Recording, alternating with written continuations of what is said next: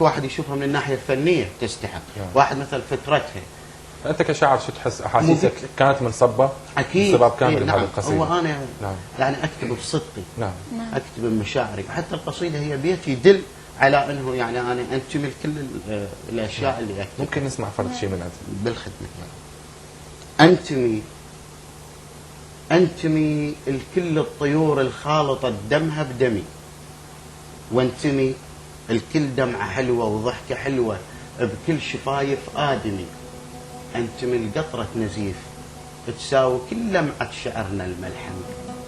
انتمي لميزان اهلي الما غرف فد يوم شفه المايله، وانتمي لكل كلمه مني وكل حرف مكتوب بيده وقايله. انتمي لسوق الشيوخ اللي بيها ثالث علم طب كان ابوي الشايله. انتمي لنهر الدموع بعين امي الما نشف فد يوم ريجه، وانتمي لكل من مشى بدرب الحسين وباع روحه وما رضى يبطل طريقه.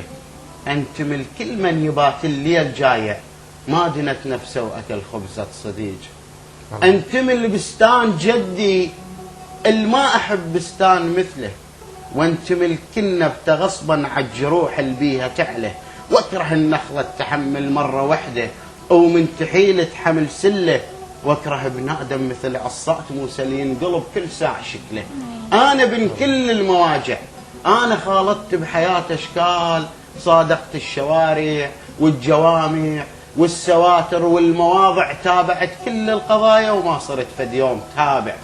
انا حبيت العراق وعلقت بعيونه اهدافي ومصيري، ما تخثر دم من طول الطريق ولا اثر جد من مسيري. وغير من ساوم على حدود العراق وباع غيري، وغير من عاف وشرد بالضيج غيري. من اكل من الحصار ما كلت من قوت غيري.